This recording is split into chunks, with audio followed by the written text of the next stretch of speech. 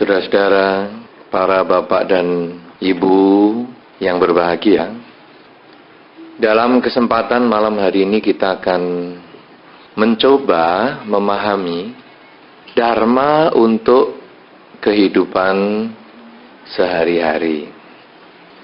Karena sesungguhnya Dharma ini memang bukan hanya ditujukan untuk para biku saja, tetapi Dharma ini juga bisa dimanfaatkan oleh semua orang. Baik Anda sebagai pelajar, mahasiswa, pengusaha, perumah tangga, semua dapat memanfaatkan Dharma. Sebenarnya apa prinsip Dharma? Prinsip Dharma sebetulnya gampang, yaitu agar manusia mendapatkan kebahagiaan. Itu prinsip yang sangat sederhana. Kenapa demikian? Karena di dunia ini memang siapa yang kepingin menderita? Orang sakit saja kepingin berobat. Maka orang menderita juga kepingin bahagia. Oleh karena itu, kalau di dalam masyarakat Anda kadang-kadang menemui pandangan, wah, agama Buddha itu agama penderitaan. Sebetulnya itu adalah orang yang keliru memahami ajaran Sang Buddha. Saya katakan keliru karena mereka itu hanya memahami agama Buddha yang katanya 4 kesunyataan mulia, isinya adalah yang pertama, hidup adalah duka. Duka itu sendiri sering diterjemahkan sebagai penderitaan. Sehingga orang dengan mudah mengatakan, karena isi agama Buddha yang pertama adalah hidup itu duka, hidup itu penderitaan, maka seluruh agama Buddha ajarannya adalah menderita. Nah, ini konsep yang keliru. Kenapa? Karena 4 kesunyataan mulia, hidup adalah duka itu adalah yang pertama. Kalau hidup adalah suka, kita nggak usah pusing. Hidup kalau suka tidak usah pusing-pusing beragama. Tetapi karena hidup itu adalah duka, maka marilah kita mencari solusi. Sehingga di dalam Dharma dikatakan, di dalam kesunyataan yang kedua, duka itu ada sebab. Sebabnya keinginannya sendiri. Kemudian yang ketiga, kalau sebabnya ini diatasi, keinginannya ini dikendalikan, timbullah kebahagiaan. Dan yang keempat adalah jalan untuk mencapai pengendalian keinginan, sehingga akhirnya muncul kebahagiaan. Oleh karena itu, kalau kita melihat sekarang, agama Buddha yang mengajarkan hidup duka ini diselidiki bahwa ada sebabnya. Kalau sudah ketahuan sebabnya, baru dicari caranya untuk mengatasi penyebab ini sehingga muncullah kebahagiaan. Sehingga kalau orang mengatakan agama Buddha adalah ajaran yang mengajarkan penderitaan, sekarang kita bisa memahami itu tentu satu konsep yang keliru. Nah, apalagi dikatakan di dalam Anguttara Nikaya, seorang umat Buddha itu bisa mempunyai beberapa hal untuk menumbuhkan, untuk mencapai kebahagiaan. Yang pertama tentu kebahagiaan materi. Di dalam Anguttara Nikaya dijelaskan sekali kebahagiaan materi itu, bahwa seorang umat Buddha boleh punya kekayaan. Ya, seorang umat Buddha boleh punya kekayaan. Jadi Anda malah bukan hanya boleh, mestinya harus kaya. Ya, bukan hanya boleh kaya, harus kaya. Tahu artinya harus kaya? Harus kaya tahu? Apa bedanya boleh kaya dan harus kaya? Boleh kaya dan harus kaya. Tahu enggak? Ini bahasa Indonesia. Ini bukan bahasa Pali. Anda enggak usah mikir sampai mukanya berkerut-kerut 27 lingkaran. Boleh kaya dan harus kaya itu apa artinya? Kalau boleh kaya itu apa? Boleh kaya, boleh tidak, boleh miskin. Kalau harus kaya, tidak ada pilihan lain. Loh, sudah mulai pinter Anda bahasa Indonesia. Saya tadi melungu terus. Wah, harus kaya dan boleh kaya kok nggak bisa milih. Harus kaya berarti tidak ada pilihan lain. Anda harus mempunyai sesuatu usaha untuk berjuang. Oleh karena itu di dalam Dharma juga disampaikan bagaimana caranya kita itu untuk mencapai kekayaan kita itu. Ada banyak cara. Ada semangat. Kemudian perjuangan yang keras sekali untuk mencapai apa yang kita inginkan itu. Jadi orang kepingin kaya itu harus berjuang. Bukan santai-santai kipas-kipas di dalam rumah. Tidak. Harus berjuang. Kemudian bagaimana kita bisa mulai mengumpulkan. Menjaga milik kita itu. Kalau rusak diperbaiki. Kalau hilang dicari. Jadi kalau orang kepingin kaya, jangan uangnya dikemplang orang, ya sudahlah, karma burukku memang berbuah, tidak apa-apa, santai-santai. Miskin kalau sudah begitu nanti. Kejar uangnya itu. Tapi kalau nggak dapat ya udah, memang karma buruk sungguh-sungguh berbuah. Tapi kalau tidak, Anda harus berjuang, capai itu. Nah, jadi Anda menjaga apa yang sudah Anda miliki. Kemudian juga bagaimana supaya bisa kaya terus? Punya teman. Teman yang baik itu adalah teman yang mendorong kita, menjaga, membuat kita selalu berusaha. Bukan teman yang ngajak kita ke diskotik, santai-santai, sabu-sabu, narkoba. Teman yang mendorong kita untuk selalu berjuang. Bukan teman yang, sudahlah kamu punya uang berapa? 10.000. Nih ada 4 nomor. Pasang nih. Kena syukur, nggak kena ya hitung-hitung berdana. Ini teman sesat. Tinggal. Karena ada teman di dalam Dhamma itu adalah teman yang membawa kita menuju kemajuan. Karena itu di dalam Manggala Sutta yang Anda baca tadi adalah asewana cak balanang panditanan cak sewana. Jangan bergaul dengan orang yang tidak bijaksana.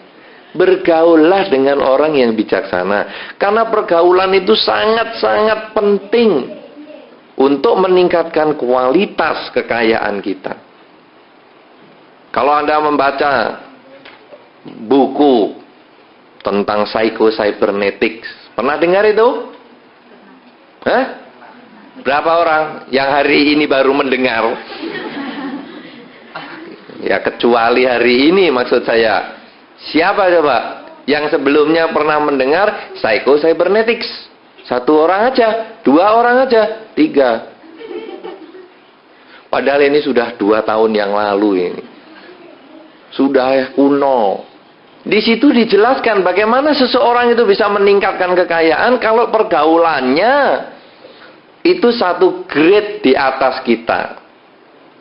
Jadi, kalau Anda misalnya saja kerja ikut orang, lulus kerja ikut orang, coba Anda bergaulah dengan orang yang punya warung atau punya toko, 1 grade di atas.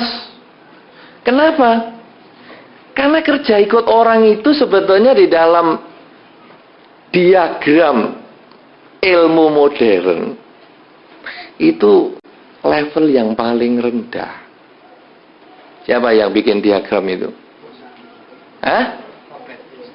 Robert Kiyosaki. Untung Anda sudah baca. Untung sudah lega saya.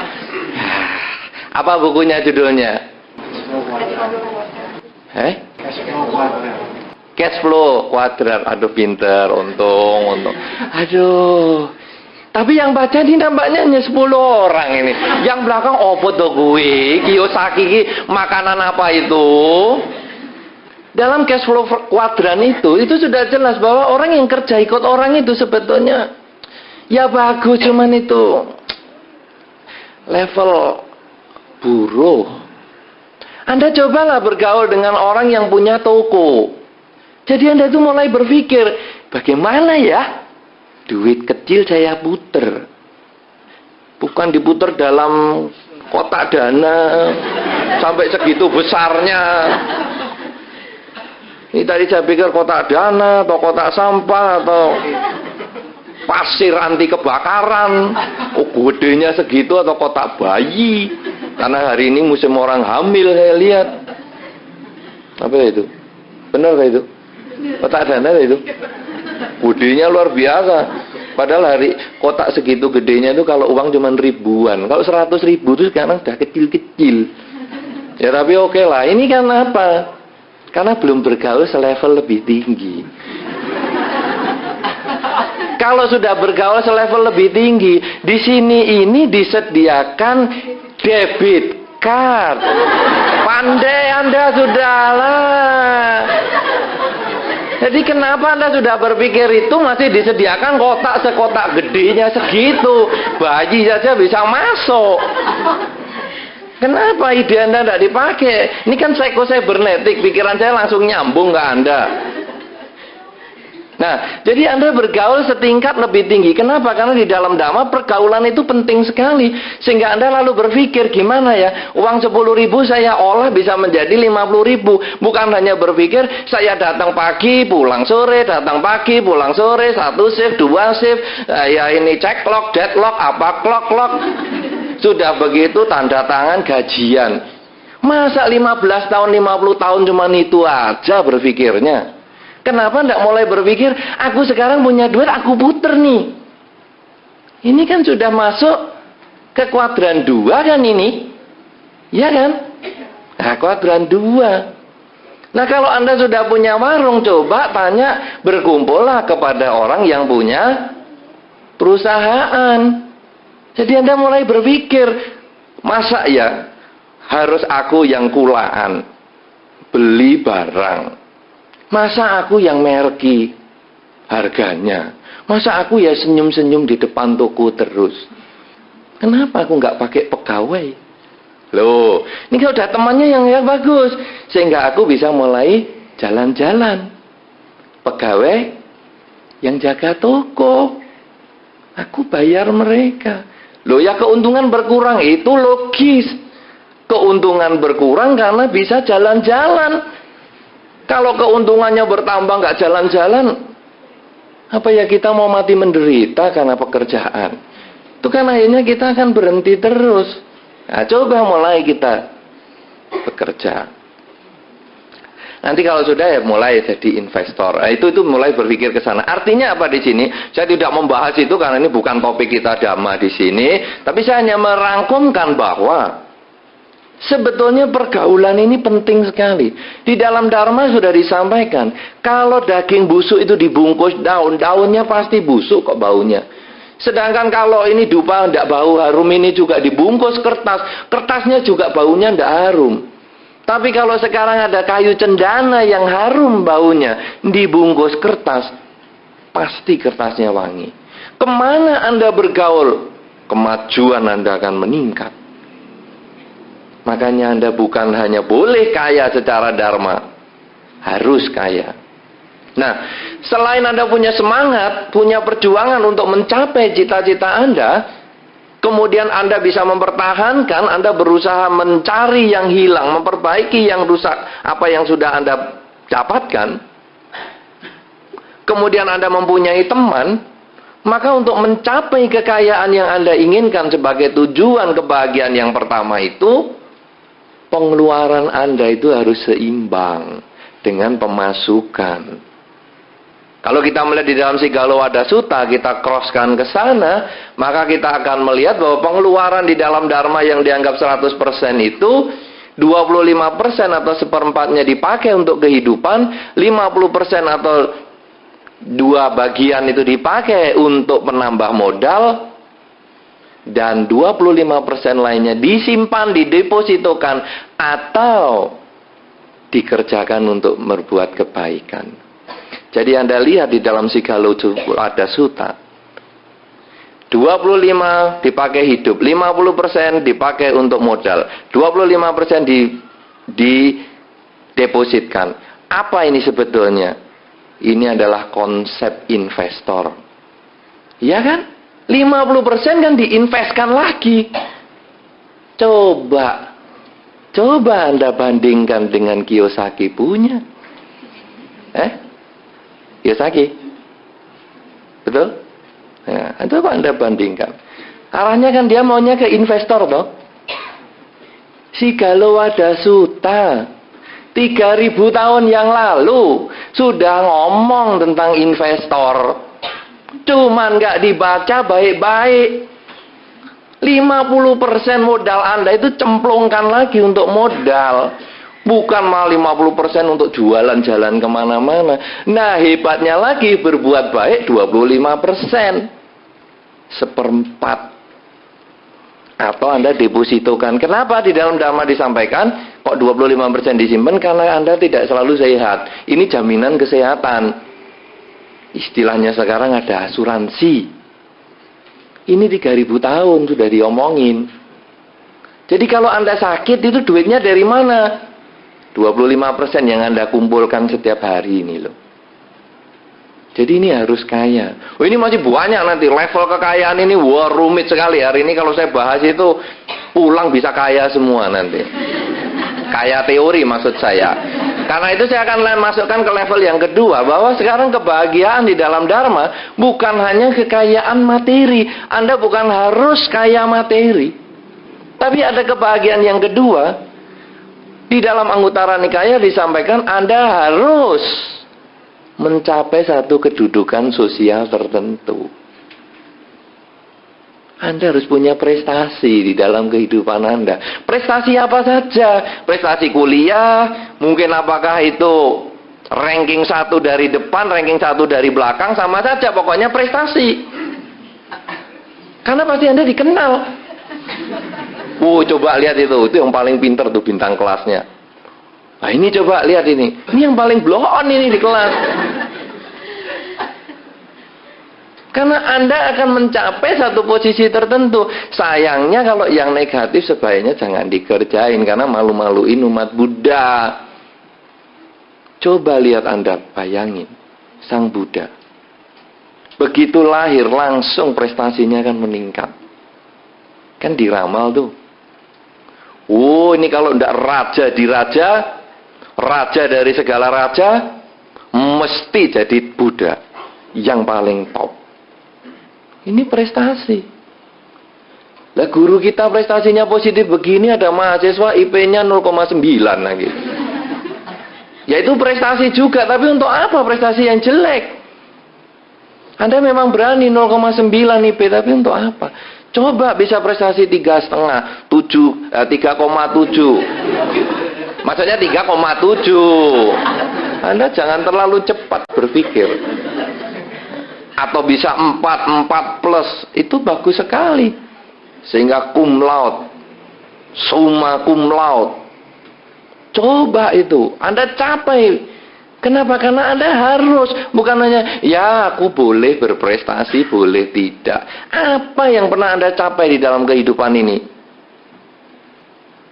Usaha apa? Sekarang selama Anda kuliah, apa prestasi yang sudah pernah Anda dapatkan? Apakah Anda sudah pernah jadi bintang kelas? Pernahkah Anda menjuarai olahraga di kampus Anda? Pernahkah Anda menjuarai hari Valentine dengan mengirim coklat yang terbanyak sampai banyak lawan jenis sakit gigi? Prestasi apa yang Anda pernah capai? Karena itu adalah status sosial. Dan di dalam masyarakat pun Anda harus punya status sosial. Di dalam kepengurusan atau di dalam wihara. Sudahkah saya menjadi pengurus wihara? Sudahkah selama hidup saya sebagai umat Buddha pernah bertanya pada saat acara begini, ada pertanyaan, ada saya mau tanya, sudah belum? Suruh tanya aja. Nah, lain kali aja Bante.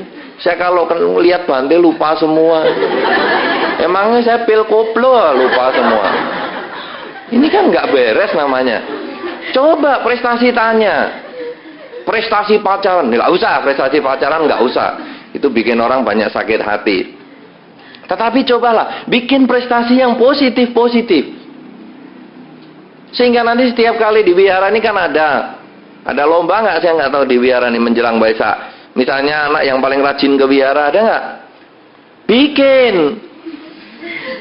Mungkin pengurusnya nggak ada yang rajin juga, jadi nggak ada yang berani bikin.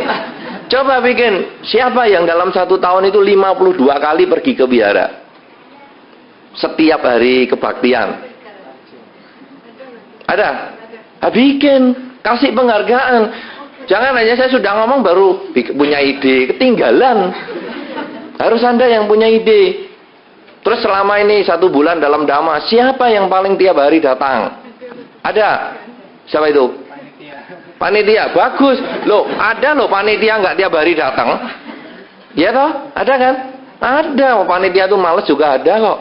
Ya, jadi itu kalau sekarang ada 1 yang bisa datang tiap hari, bagus. Ada lagi yang lain?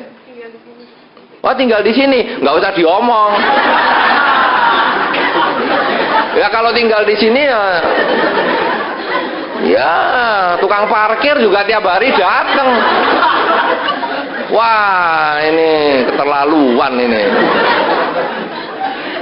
Ya tukang parkir kasih penghargaan lah tiap hari dia. Datang juga tuh 2 orang. Nah, saudara-saudara, jadi Anda harus punya kedudukan sosial. Karena itu Anda harus mulai berpikir. Bukan hanya apa yang aku bisa dapatkan dari wihara. Apa yang aku bisa capai di wihara. Tapi apa yang aku harus bisa tingkatkan. Kualitas diri apa yang aku bisa tingkatkan dalam kehidupan ini. Kadang-kadang orang sering mengeluh kepada saya. Bante, kenapa dalam masyarakat kok saya ini tidak dihargai orang, Bante? Kenapa orang ini kalau melihat saya kok menjelekkan saya, melecehkan saya? Saya jawab, kamu tidak bisa menuntut orang lain untuk menghargai kamu. Tapi sudahkah kamu meningkatkan kualitas dirimu supaya kamu dihargai mereka? Kalau kamu sudah bisa meningkatkan kualitas dirimu, kamu menjaga sikapmu, kamu menjaga ucapanmu, kamu menjaga perilakumu, kamu mengendalikan pikiranmu, maka kamu otomatis akan dihargai mereka. Tapi kalau kamu sendiri perilakunya rendah, kamu sendiri perilakunya menjengkelkan, kamu sendiri cara berbicaranya tidak menyenangkan, jangan harap orang lain menghargai kita. Kenapa Bante dalam 1 bulan saya putus cinta 3 kali? Jangan tanya kepada orang lain, tapi tanyalah pada diri sendiri. Kenapa saya ditinggalkan? Kualitas apa yang membuat orang jadi tidak bisa meninggalkan saya? Saya harus membuat dia sangat happy bersama saya. Nah, itu Anda juga prestasi, sehingga jangan bingung dalam 1 minggu Anda bisa dapat 3 nanti. Karena Anda penuh kasih sayang, pemancaran meta, perhatian yang membuat orang menjadi sangat senang berdekatan dengan Anda. Kenapa saya dibenci dosen saya? Tidak. Kualitas apa yang membuat saya harus bisa disayangi dosen saya? Kalau Anda bisa selalu berpikir demikian, maka prestasi Anda akan meningkat dan Anda punya kedudukan sosial, dan itu harus Anda miliki. Kemudian yang ketiga, selain harus punya kekayaan, harus punya kedudukan sosial. Yang ketiga ini tidak terlalu harus, tapi juga perlu panjang umur. Karena harus panjang umur agak sulit. Ya toh? Harus panjang umur ini ada gantungan karmanya sedikit. Jadi kita harus menjaga pikiran supaya kita tenang. Jadi kita ini panjang umurnya. Kenapa demikian? Karena kalau Anda sudah punya kekayaan, Anda sudah punya kedudukan sosial, Anda punya umur panjang, sebetulnya yang paling penting nanti adalah bagaimana Anda menggunakan semua yang Anda miliki, baik kekayaan maupun potensi, kekuasaan, kedudukan Anda itu untuk mengembangkan kebajikan kepada lingkungan Anda. Jadi bukan hanya aku pokoknya kaya sendiri, udah nggak pusing dengan yang lain, pokoknya aku kedudukan paling tinggi sedunia. Tetapi Anda tidak mau memperhatikan orang lain, itu juga salah. Justru dengan umur yang panjang ini, menjaga cara berpikir, nanti saya akan terangkan ini bagaimana menjaga umur yang panjang ini, sehingga membuat Anda akan selalu memberikan manfaat untuk lingkungan dengan apa yang Anda miliki, dengan pangkat yang Anda jabat, Anda akan selalu memberikan manfaat. Sehingga dengan demikian 3 tujuan tadi sudah tercapai. Tujuan secara materi, maka Anda akan mencapai tujuan yang bukan materi, Yaitu tujuan yang keempat, karena Anda selalu menggunakan kekayaan yang Anda miliki. Anda menggunakan pangkat yang Anda dapatkan. Dan Anda menggunakan usia panjang Anda itu untuk lebih lama Anda mengembangkan kebajikan. Berdasarkan kekayaan dan pangkat Anda, maka muncullah kebahagiaan yang keempat. Kebahagiaan surgawi. Yaitu mati pun Anda happy. Ini di dalam Anguttara Nikaya 265 ini disebutkan. 4 hal yang Anda bisa capai di dalam kehidupan ini. Kebahagiaan yang Anda bisa capai di dalam kehidupan ini. Kekayaan, kedudukan sosial, umur panjang, dan mati masuk surga. Jangan kata mati masuk surga, hidup pun serasa di surga. Nah, sekarang bagaimana supaya umur panjang? Ini yang akan kita bahas. Karena ini bertujuan untuk kebahagiaan tadi. Kebahagiaan letaknya bukan pada kekayaan. Anda tentu sudah melihat orang kaya malah stres. Pernah lihat orang kaya stres? Banyak. Bingung. Anda boleh rasakan. Ketika Anda ke wihara pakai sandal jepit dan ke wihara pakai sepatu beli. Tahu nggak sepatu beli ya? Belum ya, mahasiswa kadang belum tahu. Sepatu apa ya? Pokoknya sepatu bagus.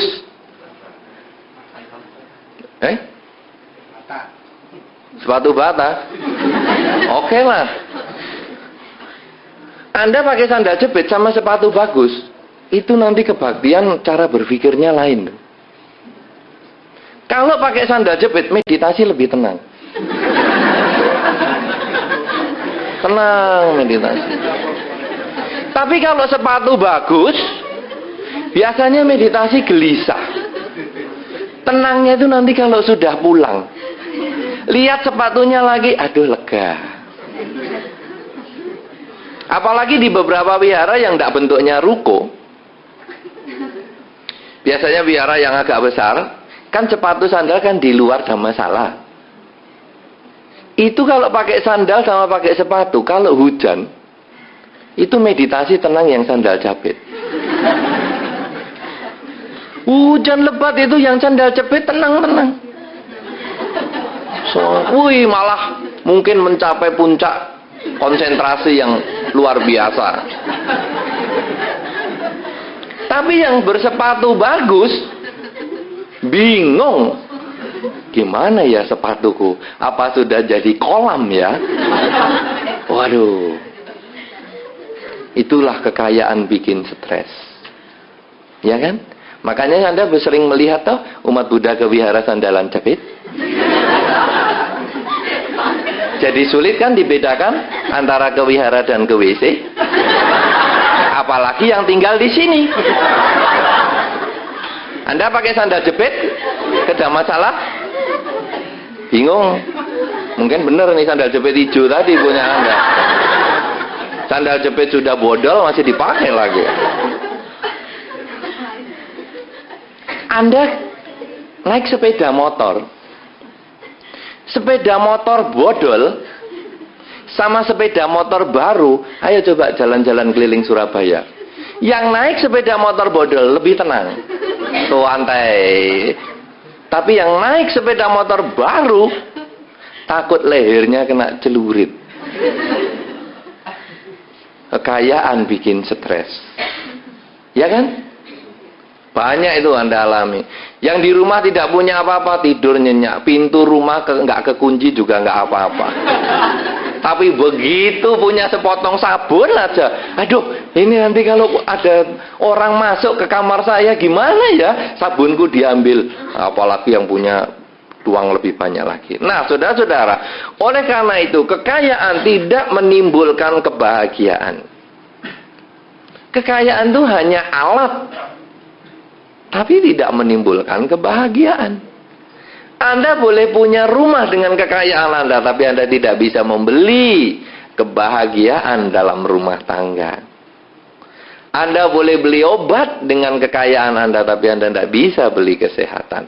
Anda boleh bayar pelawak dengan kekayaan Anda, tetapi Anda tidak bisa membeli tawa yang muncul dari batin Anda. Oleh karena itu, kekayaan Anda boleh capai, tapi itu bukan kebahagiaan utama. Pangkat juga sama. Pangkat itu hanya alat. Bukan tujuan yang pasti dengan Anda mencapai mesti bisa bahagia, tidak. Kebahagiaan letaknya bukan di harta. Kebahagiaan letaknya bukan di pangkat. Kebahagiaan letaknya bukan di usia. Karena di dalam Dhammapada juga disampaikan, walaupun satu malam, walaupun satu hari, hidup seseorang yang mengenal Dhamma itu jauh lebih berharga daripada 1000 tahun tanpa mengenal Dharma. Jadi bukan umur panjang yang jadi masalah. Kalau begitu saudara-saudara, kebahagiaan ini letaknya di mana? Bisakah kita mendapatkan kebahagiaan? Bisa. Tetapi bukan hanya secara fisik dengan keuangan. Bukan hanya secara fisik dengan jabatan, bukan hanya secara fisik dengan umur panjang, bukan secara surgawi dengan mengembangkan kebajikan, tetapi kebahagiaan itu kita peroleh dengan cara berpikir. Jadi yang paling penting di dalam kehidupan kita untuk mencapai kebahagiaan adalah cara berpikir. Karena orang pengen kaya, bisa juga ndak kaya-kaya. Tapi bisa lebih bahagia daripada yang kaya. Apa buktinya? Yang punya sandal dan yang punya sepatu mahal. Ya kan? Yang punya sandal meditasinya kan lebih tenang daripada yang punya sepatu mahal. Karena yang punya sandal bisa berpikir, nanti pulang aku lebih cepat karena aku datangnya lambat. Aku kan duduk di paling belakang, makanya suruh maju kan pada susah. Karena maunya pulang cepat nukar sandalnya. Nah, bagi yang pakai sepatu dan duduknya di depan itu yang paling susah. Karena turun paling belakang sepatunya tinggal sendal jepit jelek. Nah, saudara-saudara, karena itu sebetulnya yang penting adalah cara berpikir, bukan kekayaan. Nah, sekarang cara berpikir apa yang bisa menumbuhkan kebahagiaan? Nomor 1, saudara-saudara, pada saat Anda melakukan suatu perbuatan, jangan pernah Anda bingung dengan tanggapan orang. Kenapa demikian? Karena di dalam Dhammapada telah disampaikan bahwa kita ini duduk, berdiri, berjalan, berbaring, selalu ada yang mencela. Tidak pernah kita itu benar. Kita harus punya prinsip. Apa yang Anda ingin kerjakan? Jalan itu sebagai satu prinsip. Saya pernah mengibaratkan di sini orang yang mau menjual kerbau. Sebagian di antara Anda tentu sudah mendengar, tapi yang belum mendengar, saya akan ulang sedikit.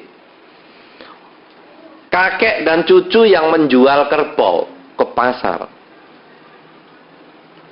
Ketika kakek dan cucu ini menjual kerbau dan mereka menuntun kerbau, ada orang mengatakan kepada mereka ketika bertemu di jalan, 2 orang ini bodoh. Karena kerbau kenapa harus dituntun? Kan bisa dimanfaatkan yang terakhir sebelum dijual ke pasar. Sehingga kakek dan cucu ini berpikir, kalau begitu, kakeklah naik kerbau. Cucu jalan di samping kerbau. Dalam posisi seperti itu ketemu orang lain lagi. Dan mereka mengatakan, orang tua tidak tahu diri. Sudah lama naik kerbau masih belum puas. Yang kecil yang disuruh jalan. Mereka berpikir, benar juga. Kasihan anak kecil cucuku. Naiklah si cucu ke punggung kerbau, si kakek yang jalan. Ketemu orang lain lagi dan dikatakan, anak muda tak tahu aturan. Yang masih kuat duduk di atas kerbau. Yang tua suruh jalan. Mereka serba bingung, hanya 2 orang naik kerbau. Ketemu orang lain lagi, manusia tak berperi kebinatangan. Kerbau sudah kurus dinaiki 2 orang. Bingung. Kenapa saudara? Karena kita di dalam setiap perilaku kita mesti ada pro dan kontra. Maka kuncinya Anda harus punya prinsip. Kalau ini bukan merek iklan loh ya, iklan rokok. Saya ngomong prinsip-prinsip terus, saya ingat rokok jadinya. Anda harus punya prinsipnya itu. Nah ini kan rokok malan. Apa ya? Anda punya keteguhan hati bahwa saya akan melakukan ini. Anda punya komitmen, Anda punya apa ya? Semangat. Pokoknya saya harus mengerjakan ini apapun yang diomongkan orang. Di dalam bahasa Jawa Timuran saya paling suka dengan satu pepatah, rawi-rawi rantas, malang-malang putung. Itu satu pepatah yang sangat luar biasa. Rawi-rawi rantas itu kalau kita masuk ke sebuah hutan, akar-akar beringin, akar segala macam itu yang menurun itu dipotong semua untuk buat jalan. Rawi-rawi rantas. Malang-malang artinya adalah pohon yang tumpang tindih begitu, potong ini semua buat jalan. Karena itu ada satu orang yang mengatakan, segala sesuatu pasti ada jalan keluarnya. Semua masalah pasti ada jalan keluarnya. Kalau Anda tidak ketemu jalan keluarnya, buat jalan keluar. Dibuat. Harus buat. Ini orang yang sangat semangat. Semua masalah ada jalan keluarnya. Kalau Anda tidak ketemu jalan keluarnya, buat jalan keluar. Bukan dengan tali digantungkan leher Anda. Tapi harus Anda buat karena pasti bisa selesai. Nah, karena itu saudara-saudara, sekarang cara berpikir Dharma juga sama seperti itu. Bahwa kita bisa dikritik orang, tapi kita harus berjuang. Karena sudah dikatakan di dalam Dhammapada bahwa kita duduk, berdiri, berjalan itu selalu dikritik. Apa sih buktinya? Anda duduk ini tiap hari dengerin Dhamma begini, ini bisa dikritik kok Anda. Pengangguran ya? Tiap hari ke wihara selama 1 bulan. Apa pengangguran? Coba kamu kerja sana, udah kaya raya. Bisa dikritik. Tapi Anda yang tidak datang juga bisa dikritik. Dalam 1 tahun itu cuma 1 bulan dengerin begini. Kenapa kok tidak dimanfaatkan? Anda yang setengah datang setengah tidak, itu juga dikritik. Kamu kalau datang kan kalau pas yang kamu cintai itu datang kan? Kalau kamu enggak kan enggak datang, ya sudah kelihatan itu. Makanya kan pengurusnya ini kan gantian datangnya. Nah, kalau si pengurus si A yang datang, kamu datang. Kalau pengurus yang si B datang, kamu enggak datang, ya kan? Jadi tetap ada kritikan. Nah, oleh karena itu saudara, Anda harus punya komitmen. Anda harus punya ketetapan hati. Aku harus melakukan ini. Itu mengurangi stres. Dan itu menambah semangat Anda. Karena kalau tidak, aduh aku datang ya salah, aku tidak datang salah, setengah datang setengah enggak ya salah, aku disuruh apa kok salah terus. Harus kembali kepada diri Anda sendiri. Saya memang harus datang. Tapi yang kedua, saudara, Anda tidak bisa cuek bebek, tutup kuping orang ngomong apa, no reckon, tidak.